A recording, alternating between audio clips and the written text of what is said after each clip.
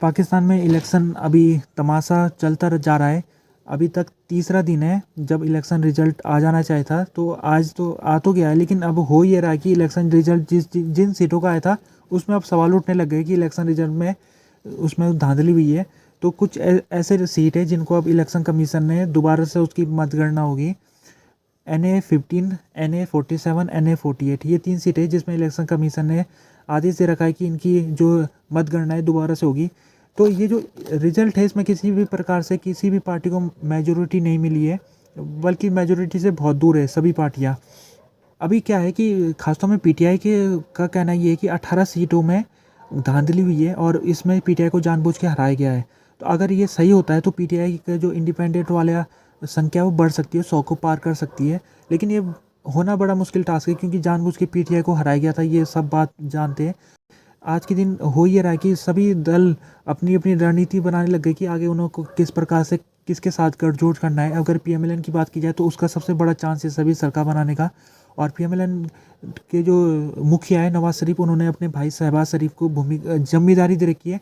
शहबाज शरीफ ने आज के दिन पीपीपी पार्टी के साथ बातचीत की है। पीपीपी पार्टी जो कि तीसरे नंबर की पार्टी है, तो उसके नेता बिलावर भुट्टो और आसिफ अली जरदारी, उनके साथ शहबाज शरीफ ने आज के दिन मीटिंग रखी है। और मीटिंग में अच्छी मीटिंग बताई जा रही है जिसमें दोनों ही पार्टियों के बीच में समझौता लगभग हो गया है।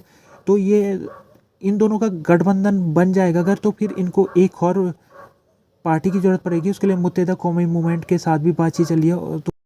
तो ये जो कोलेशन होगा ये 3 पार्टियों से मिलके बना होगा। और इसके अलावा और भी जोड़ सकते हैं, जैसे पीटीआई के जो इंडिपेंडेंट है वो भी एक इंडिपेंडेंट अब पीएमएलएन के साथ आके मिल गया है। उसका नाम है वसीम कादिर। ये पंजाब से चुन के आया था, ये इंडिपेंडेंट चुन के आया था, लेकिन इसने आज के दिन पीएमएलएन के साथ ये मिल चुका है। तो और भी इंडिपेंडेंट आ सकते हैं पीएमएलएन के साथ। गौहर अली खान आज थोड़े लगता है कि नाउम्मीदगी उनके अंदर आ गई। आज वो कह रहे कि कुछ भी हो जाए हम पीपीपी और पीएमएलएन के साथ हाथ नहीं मिलाएंगे, और इसके लिए चाहे हमें अपोजिशन में बैठना पड़े हम उसके लिए भी बैठ जाएंगे। तो यानी कि उनको लग रहा है गौहर अली खान को कि अब उनको अपोजिशन बेंच में बैठना पड़ेगा। इलेक्शन चारों स्टेट में हुए थे, तो चारों स्टेट में जो नॉर्थ वाला इलाका जो खैबर पख्तूनख्वा का पड़ता है, खैबर पख्तूनख्वा में भी एक बड़ी बहुमत के साथ पीटीआई बैक इंडिपेंडेंट को जीत हासिल हुई है। 2/3 सीटें उनको मिल चुकी है वहाँ पर।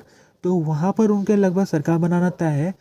तो वहाँ पर तो सरकार बना लेंगे, लेकिन जो पंजाब बैटल ग्राउंड है, पंजाब इस समय काफ़ी कांटे की टक्कर चली है नवाज शरीफ की पार्टी पीएमएलएन और पीटीआई बैक इंडिपेंडेंटों के बीच में। तो यहाँ पर जो पीटीआई बैक इंडिपेंडेंट है उनके लिए बड़ा मुश्किल होगा सरकार बनाने का। तो नवाज शरीफ पंजाब में भी सरकार बना सकते हैं। तो जहाँ तक बात की जाए सिंध में तो पक्का है कि पीपीपी की सरकार बनेगी, क्योंकि वहाँ पर उनको 2/3 बहुमत मिल चुका है। बलूचिस्तान में भी कंफर्म नहीं है, क्योंकि बलूचिस्तान का जो रिजल्ट है वो काफ़ी देर में आ रहा है। उसका रिजल्ट देर में, आज के दिन जितने ज़्यादा रिजल्ट आए ज़्यादातर वो बलूचिस्तान से आए, तो बलूचिस्तान में काफ़ी टाइम लग गया आने में नतीजे। अब यहाँ पर कुछ और देख लेते हैं हम कि क्या क्या अभी दिमाग में चल रहा है यहाँ पर नेताओं के। पहली चीज़ ये कि कोशिश ये हो रही है कि इस्टेब्लिशमेंट को, यहाँ पर इस्टेब्लिशमेंट का बहुत बड़ा रोल है इस इलेक्शन में। और इस्टेब्लिशमेंट की बात की जाए तो इस्टेब्लिशमेंट में जो सबसे बड़ा नाम आता है वो आर्मी का आता है। तो आर्मी के जो चीफ है जनरल मुनीर, उन्होंने कल के दिन कहा था कि अब देश को एक ऐसी सरकार की ज़रूरत है जो काम कर सके। अब देश को तमाशा की ज़रूरत नहीं है, यानी कि वो तंज कसा उन्होंने इमरान खान के ऊपर। जो इमरान खान की राजनीति थी उसको वो तमाशा के रूप में बता रहे। तो यानी कि जो सेना के जनरल है वो लगता है कि वो पीएमएलएन का जो सरकार बनाने की कोशिश है उसको सपोर्ट करेंगे वो। तो यहाँ पर इस्टेब्लिशमेंट नवाज शरीफ के साथ जब उसका गठबंधन हो जाएगा तो फिर ये नवाज शरीफ के लिए एक काफ़ी खुशखबरी बात रहेगी। लेकिन आमतौर में जो पाकिस्तान में होता है कि ज़्यादा दिन तक ये गठबंधन रहता नहीं है। मिलिट्री कभी ना कभी उलट फेर कर देती है सब कुछ, जैसे कि उसने इमरान खान के साथ किया था। तो अभी इंटरनेशनल भी देखा जाए तो इंटरनेशनल भी इस चुनाव को अलग अलग तरीके से देखा जा रहा है। जैसे कि जब इलेक्शन की मतगणना चल रही थी, शुरुआत हो रही थी, तो सबको लग रहा था कि जो पीएमएलएन है वो आराम से जीत जाएगी क्योंकि रिगिंग होगी बड़े पैमाने में। लेकिन इतनी बड़े पैमाने में रिगिंग हुई नहीं, और काफ़ी सरप्राइजिंग लगा था सबको, चाहे विदेशी मीडिया हो या फिर पाकिस्तान का अपना मीडिया हो। सबको सरप्राइजिंग लगा था कि पीटीआई को इतने ज़्यादा सीटें मिल गई है। लेकिन जो इंटरनेशनल मीडिया है वो सवाल भी अभी उठा रहा है। वो सवाल ये कि जिस प्रकार से जो इलेक्शन था उसमें काफ़ी सवाल भी उठ रहे हैं। इलेक्शन से पहले जो कदम उठाए गए थे वो उसके ऊपर भी सवाल है, और इलेक्शन के ख़त्म होने के बाद भी जो कदम अभी उठाए जा रहे हैं उसके ऊपर भी सवाल है।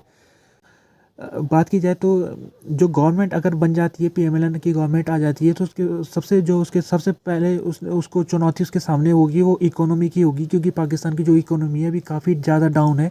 उसको आईएमएफ के पास जाना पड़ेगा, आईएमएफ से उसको लोन लेना पड़ेगा, इकोनॉमी को सुधारना उसके ऊपर एक जिम्मेदारी होगी। उसके अलावा उसकी जिम्मेदारी जो अफ़गानिस्तान की बॉर्डर के सामने जो स्थिति अभी बनी हुई है काफ़ी नाजुक है। अफ़गानिस्तान से काफ़ी टेररिस्ट आ रहे हैं पाकिस्तान में और धमाके कर रहे हैं, तो अफ़गानिस्तान की बॉर्डर को स्टेबलाइज़ करना भी उसकी चुनौती होगी। साथ में जो उसकी तीसरी चुनौती होगी कि किस प्रकार से जो इस समय पॉलिटिकल एटमॉस्फेयर इतना ज़्यादा टेंस है, इतना ज़्यादा जहर भर रखा है लोगों में के अंदर, जो पॉलिटिकल पार्टी से एक दूसरे की दुश्मन बनी हुई है, तो कैसे इसको इस जहर को ख़त्म किया जाए। और चौथी चुनौती ये होगी कि